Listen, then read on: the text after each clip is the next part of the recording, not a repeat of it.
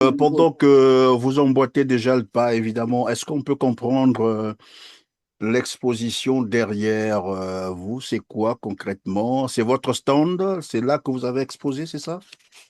Ben oui, je dirais, par rapport à l'Assemblée générale, donc il y a la thématique droits humains, et donc je me suis permis de me rapprocher auprès des organisateurs et en tant que membre, et à exposer la question du Congo. Et puisque j'avais prévu tous ces éléments, ils ont dit, ben, ce qui se passe au Congo, nous n'avons pas assez d'informations. Ce sera aussi l'occasion de montrer ces images, puisque ça regroupe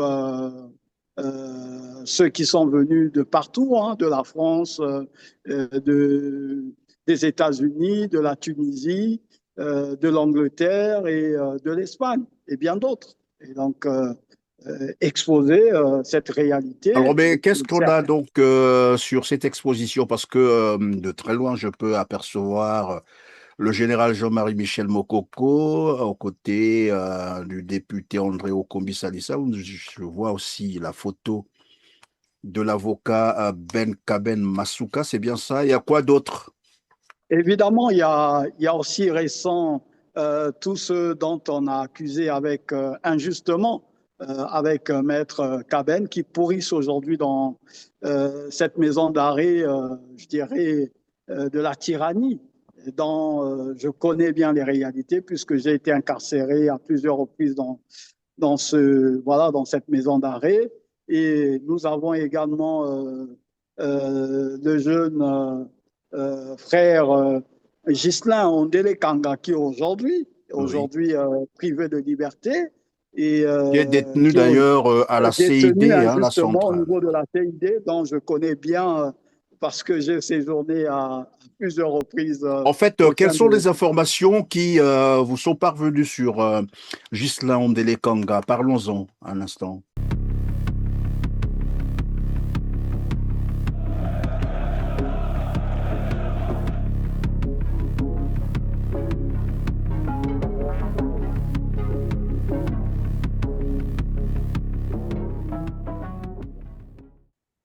Bonjour à toutes et à tous, mesdames, messieurs. Ravi de vous retrouver sur RC en compagnie de Chris Belvy Dongui, militant des droits humains, qui prend part à une assemblée à Toulouse. Bonjour, Chris Belvy Dongui.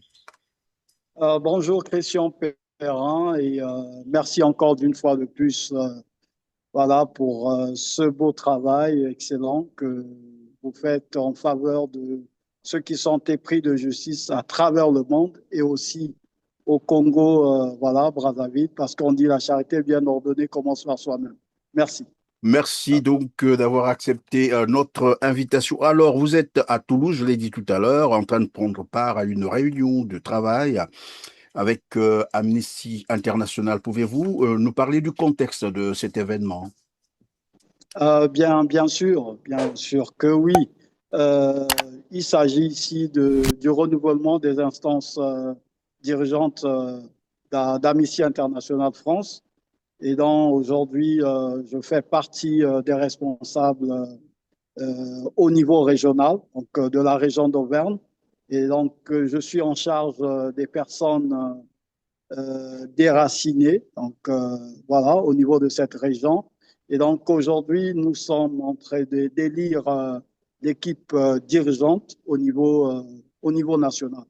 Et connaissant aussi voilà, l'impact que Amnesty International France a vis-à-vis notamment de certaines questions des droits humains à travers le monde. Voilà, tout son apport. Et en tant que membre aujourd'hui, je dirais, faire avancer la question du Congo, serait pour moi voilà, un travail important au sein de cette organisation dans laquelle aujourd'hui je me retrouve. Oui, mais Chris, Ouais. quelle observation peut-on tirer concernant les violations des droits de l'homme en République au Congo, notamment les crimes contre l'humanité? Est-ce que Amnesty International est suffisamment informé sur les violations des droits de l'homme au Congo?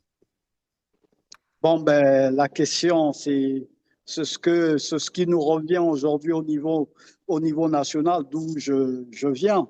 La question de la qualité des acteurs, parce que vous allez constater qu'aujourd'hui, au sein de la société civile, nous avons une problématique de la qualité des acteurs également, et qui empêche qu'au niveau, je dirais, international, que les gens puissent avoir suffisamment d'éléments sur le Congo. Et sachant aussi que le système inféode les milieux de la société civile. Aujourd'hui, vous avez des gens qui sont là, qui sont payés pour ça, pour empêcher que l'information puisse aller plus loin. Et donc, au niveau d'Amnesty International, il y a de moins en moins d'informations. Et je pense que c'est fait à dessein. C'est pour empêcher qu'il y ait une solidarité internationale vis-à-vis du Congo. Vous voyez, avec la question de voilà, d'autres pays tels que la Palestine, le Liban et la RDC également.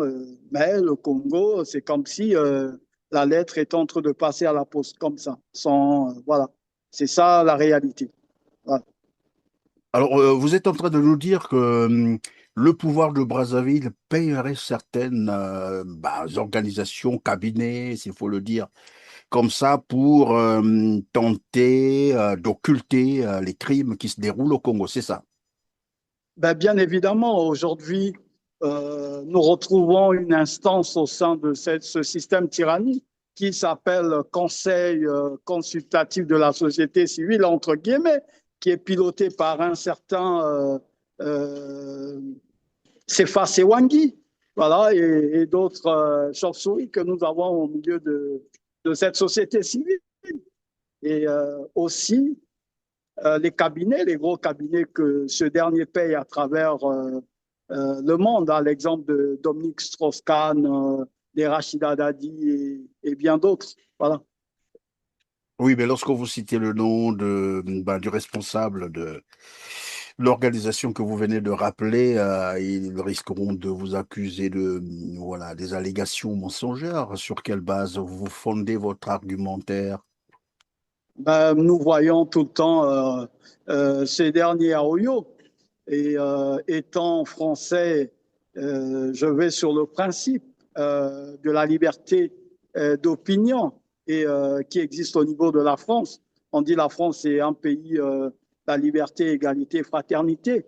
Et donc une personne qui a ces valeurs ne peut pas s'afficher avec un tyran qui a eu à décimer toute une population dès son retour en 97 avec plus de 400 000 morts, et aussi avec ce qui se passe au sein, notamment au niveau du département du Poul, et sans compter les exécutions extrajudiciaires voilà, qui sont exercées par cette milice dit DGSP, qui est née que la garde de M. Denis Sassou Nguesso.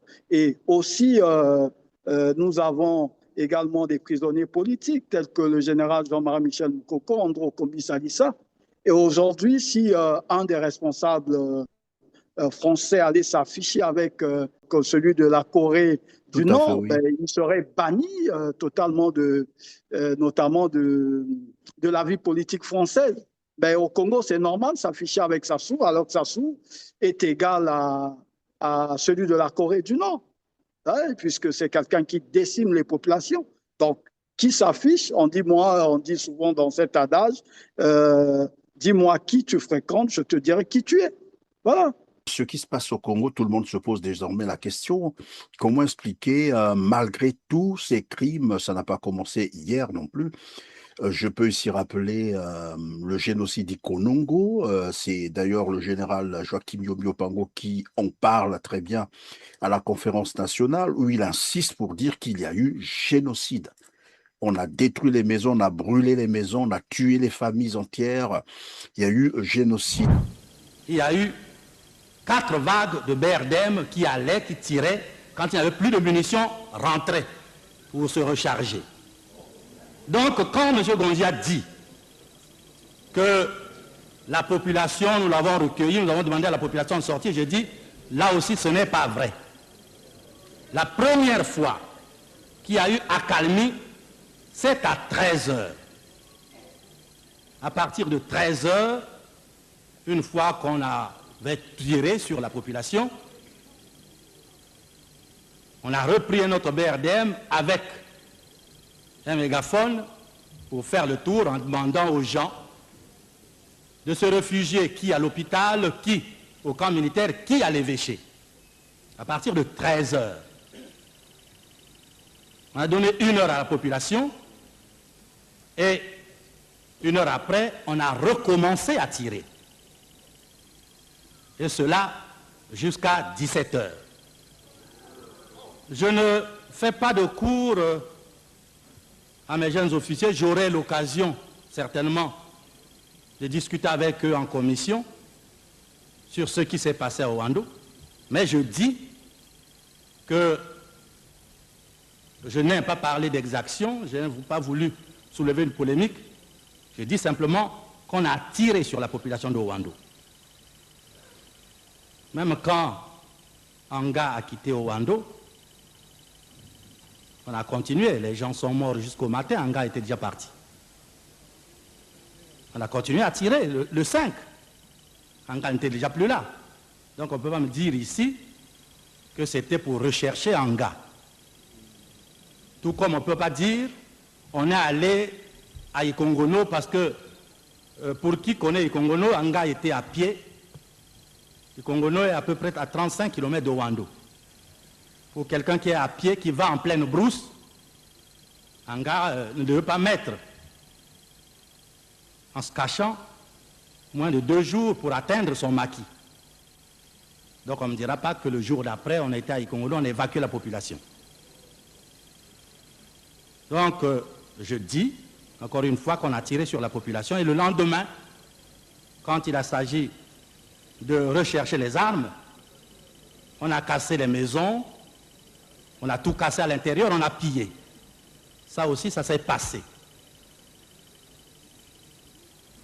Je voulais relever ces faits pour que M. Gonzia revoie ses archives et réécrive son document, parce que je crois que c'est nécessaire, et pour lui, et pour l'histoire de notre pays, que les choses soient dites simplement, sans que les uns et les autres, nous cherchions à nous dédouaner. Et nous avons connu aussi le génocide de Poul, qui s'est répété d'ailleurs depuis bien sûr l'arrivée de Denis Sassou Nguesso au pouvoir par coup d'État militaire. Juste après son coup d'État militaire, il a ordonné le nettoyage. Ce que je dis est vérifiable et les éléments existent. Un nettoyage ethnique dont le Poul. Nous serons obligés de le faire, mon général. Oui, Parce oui, que il faut le faire. Dernier, ils nous ont fait la même chose dans Madibou. Il faut le faire, il faut le faire. À Madibou, dès qu'on atteint Madibou, on fait venir le même canard sur Lindo et tout ça là, et puis on va voir qu'est-ce que ça va donner. Et toujours en progressant le Ngangalingolo, il faut toujours qu'on fasse. Toujours, mais c'est ça. Voilà, l'engin sur la route, en train de fouetter. Exactement. Maman, papa, à plat. Si la nana, tout. Ah là-haut, moi, dans mon cœur, maman, pour barrer. Il tire de loin. Parle. C'est le colonel Oyiba qui va rentrer à Ngangalingolo. À peine là. On est déjà dans Ngangalingolo. C'est bon, c'est bon.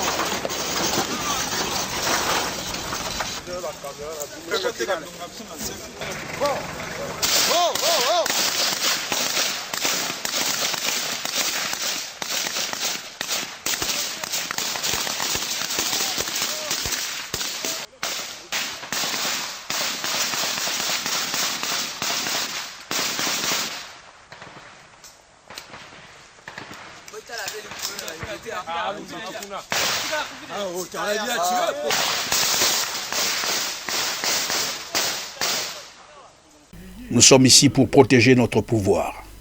Nous.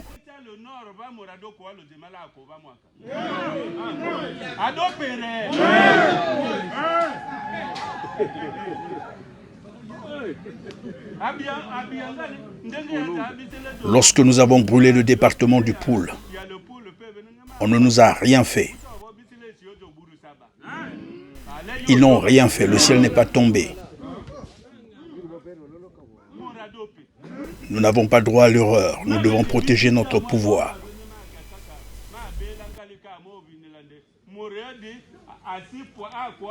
Après, nous avons aussi cet événement connu de tout le monde, voilà, les massacres au beach de Brazzaville. Au cours des opérations de rapatriement, certaines personnes ne retrouvaient pas les membres de leur famille, qu'elles disaient cependant avoir rempli les manifestes dressés à cet effet par le HCR pour effectuer la traversée au départ du port de Kinshasa à destination de Brazzaville. Le 8 mars 2000, le doyen d'un juge d'instruction au tribunal de grande instance de Brazzaville fut chargé de conduire l'information judiciaire. À la suite de ces investigations, le magistrat procéda à l'inculpation du chef des infractions visées dans le réquisitoire introductif contre Norbert Dabira, Feu Blaise Adoua, Garcia Guy-Pierre, Jean-François Ndengue, Jean Ayev Alakwa, Marcel Tchourou, Emmanuel Avoukou, Feu Emmanuel Avoukou, Gabriel Ondonda, Rigobert Mobende, Vincent Vital Bakana, Samuel Mboussa, Dieudonné Yvon Sita Bantieri, Jean-Pierre Eswebe, Edouard Dinga Oba, Guy Edouard Tati. Alors que l'information judiciaire ouverte à Brazzaville suivait normalement son cours, une information judiciaire toujours contre personne non dénommée fut ouverte des chefs de crimes contre l'humanité, pratiques massives et systématiques d'enlèvement de personnes, suivies de leur disparition, de torture ou d'actes inhumains pour des motifs idéologiques et en exécution d'un plan concerté contre un groupe de population civile par le procureur de la République près du tribunal de grande instance de Bourg. L'affaire des disparus du beach. 1999. 353 jeunes réfugiés congolais partent en bateau de la République démocratique du Congo direction le Congo-Brazza. Un retour dans leur pays après avoir fui la guerre civile. Une fois accostés au beach, le principal port de Brazzaville, on ne les retrouvera jamais. Selon des ONG, des policiers les auraient arrêtés pour les interroger avant de disparaître. D'autres sources parlent d'un massacre commis par les hommes du pouvoir. 3 ans plus tard, une enquête est ouverte en France au nom du principe de compétence universelle. Principale personne visée, 15 hauts gradés de l'armée de la police congolaise, dont Norbert Dabira, mais aussi le chef d'État Denis Sassou Nguesso. Et surtout ce qui se passe actuellement, ce qui est en train de se dérouler actuellement au Congo, des crimes contre l'humanité, un pays où on peut, assassiner des jeunes en public et tout le monde acclame, pense que c'est normal. On peut se passer donc de tous les engagements internationaux pris par le gouvernement congolais. Et donc, à ce moment-là, comment vous faites pour que finalement Amnesty International soit suffisamment informé sur le Congo? Je dirais aujourd'hui, je pense, vous avez vu le parcours depuis le Congo, comment est-ce qu'on a commencé l'engagement. Et on n'a pas grand-chose à dire à ce niveau. Et on vient de loin. Aujourd'hui, on se retrouve dans des grandes organisations. Et donc, du coup, ça nous permet de mieux informer l'opinion sur la question du Congo. Et cette question qui demeure auscultée par bon nombre des médias. Et ça passe à travers. Aujourd'hui, j'en ai l'exemple récent. Il y a un média brut qui est allé interviewer M. Denis Sassou Nguesso et qui a totalement balayé du revers de la main toutes ces réalités. Mais quand j'ai écrit à ce média en tant qu'acteur, ce média jusqu'à aujourd'hui, ça fait plus de pratiquement 2 mois que ce média ne revient pas vers moi parce qu'on avait de quoi dire en tant qu'acteur et en tant que victime de cette tyrannie parce que j'en ai payé le prix. J'en ai payé le prix et aujourd'hui, nous avons les maîtres Kaben qui sont privés de liberté et tout le reste qui sont Et au avec fait, maître Kaben. pendant que vous emboîtez déjà le pas, évidemment, est-ce qu'on peut comprendre l'exposition derrière vous? C'est quoi concrètement? C'est votre stand? C'est là que vous avez exposé, c'est ça? Ben oui, je dirais, par rapport à l'Assemblée générale, donc il y a la thématique droits humains, et donc je me suis permis de me rapprocher auprès des organisateurs et en tant que membre, et à exposer la question du Congo. Et puisque j'avais prévu tous ces éléments, ils ont dit, ben, ce qui se passe au Congo, nous n'avons pas assez d'informations, ce sera aussi l'occasion de montrer ces images, puisque ça regroupe ceux qui sont venus de partout, hein, de la France, des États-Unis, de la Tunisie, de l'Angleterre et de l'Espagne, et bien d'autres. Et donc, exposer cette réalité. Alors, mais qu'est-ce qu'on a donc sur cette exposition? Parce que de très loin, je peux apercevoir le général Jean-Marie Michel Mokoko, aux côtés du député André Okombi Salissa. Je vois aussi la photo de l'avocat Ben Kaben Masuka, c'est bien ça? Il y a quoi d'autre? Évidemment, il y a aussi récent tous ceux dont on a accusé avec injustement avec maître Kaben qui pourrissent aujourd'hui dans cette maison d'arrêt, je dirais, de la tyrannie, dont je connais bien les réalités puisque j'ai été incarcéré à plusieurs reprises dans cette maison d'arrêt. Et nous avons également le jeune frère Ghislain Ondele Kanga qui aujourd'hui privé de liberté et qui est détenu qui est d'ailleurs à la détenu CID, hein, la injustement au centrale. niveau de la CID, dont je connais bien parce que j'ai séjourné à plusieurs reprises. En fait, Au quelles sein sont de... les informations qui vous sont parvenues sur Ghislain Ondele Kanga? Parlons-en un instant. Non, ben c'est tout simplement parce que ce dernier avait mis en place en tant que citoyen une initiative partant dans le sens de la revendication des droits sur le passeport, qui est un droit, c'est une pièce administrative. Et donc, il n'y a pas à ausculter cette question. Et donc, c'est dans le droit du citoyen d'avoir cette pièce. Et aujourd'hui, c'est le péché de lèse-majesté qui est reproché à Ghislain Ondele Kanga. C'est tout. Voilà. Parce que, évidemment, je posais cette question, je l'ai déjà reçue sur notre plateau plus d'une fois d'ailleurs. C'est un défenseur des droits humains, évidemment.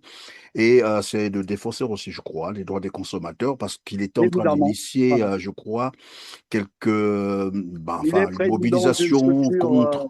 d'une Oui. structure associative qui défend les droits de consommateurs et aussi c'est un membre de Yali Congo.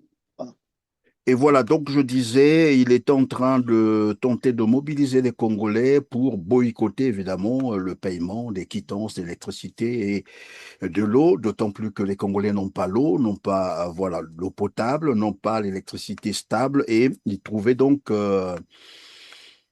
pas du tout judicieux que les Congolais continuent à payer de l'argent. Ils parlaient même d'une escroquerie en bande organisée et cela est vérifiable.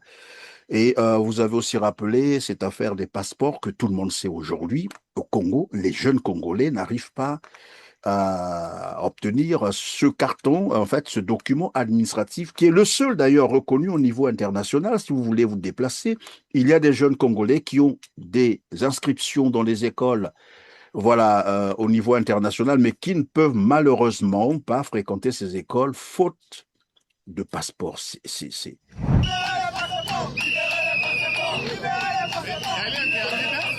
Là-bas, on n'a pas mis follow.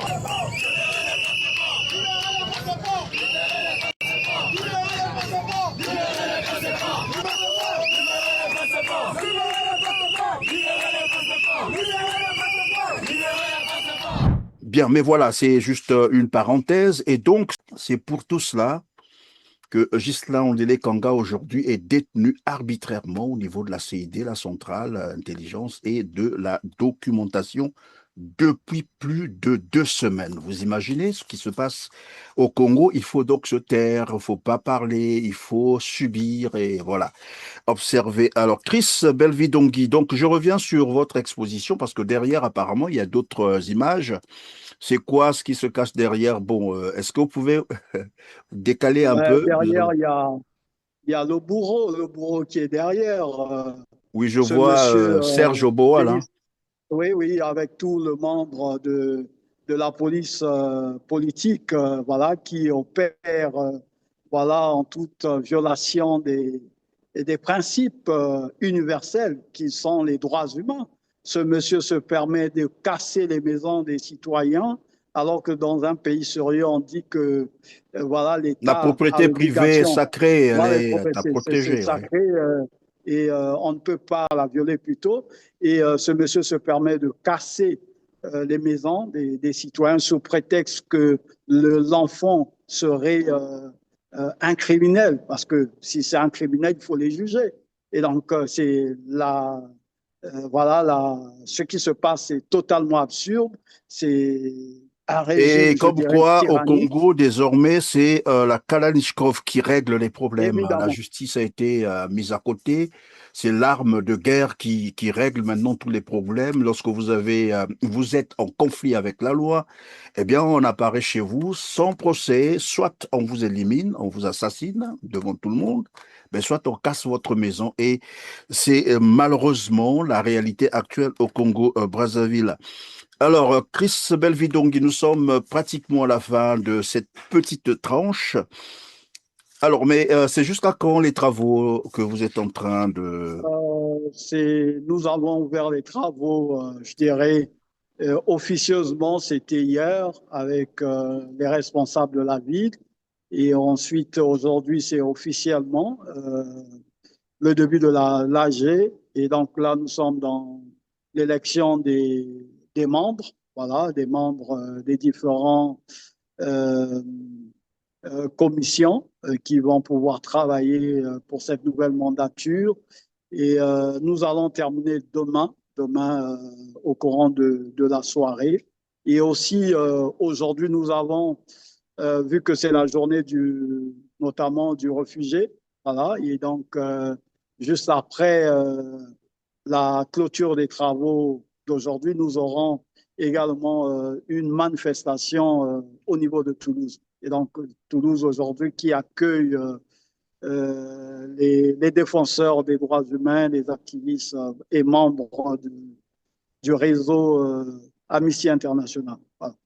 Dites-moi, Chris Belvidongui, est-ce que Amnesty International ne peut pas vous accompagner, par exemple, dans le cadre, par exemple, de ce qui se passe au Congo, bien entendu, ces crimes, puisque depuis qu'il est revenu au pouvoir, on le sait, d'abord la manière, hein, le mode opératoire, tout le monde sait que c'était par coup d'État militaire, où il y a eu plus de 400 000 morts. Ce n'est pas moi qui le dis, ce sont des experts français qui le disent. Les experts du renseignement, je cite ici Éric Denessé, ce n'est pas n'importe qui. Et vous avez aussi Xavier Verschaff qui en parle. Entre décembre 98 et décembre 99, il y a eu au Congo-Brazzaville plus de massacres, plus de morts, plus de viols systématiques, plusieurs dizaines de milliers, qu'il n'y en a eu au Kosovo, en Tchétchénie et à Timor-Est réunis dans la même période. Regardez la manière dont on a couvert ces trois événements et la manière dont on a couvert le Congo-Brazzaville, rien du tout. Je dirais plus personne qui ose lever le petit doigt au Congo-Brazzaville, et on pratique ce qu'on appelle le dialogue sans exclusion. Et tout cela devrait être couronné par des élections truquées qui permettraient d'installer pour encore un certain nombre d'années M. Sassou Nguesso à la tête du Congo-Brazzaville pour le plus grand profit de la France-Afrique. Donc il y a eu des crimes au Congo, des crimes de masse, crimes de guerre, crimes contre l'humanité, mais curieusement qui passent outre les médias internationaux. Personne n'en parle. Dans quelle mesure Amnesty International pourrait aider le Congo, évidemment, pour que finalement les auteurs de ces actes criminels dont nous parlions tout à l'heure répondent un jour de leurs actes?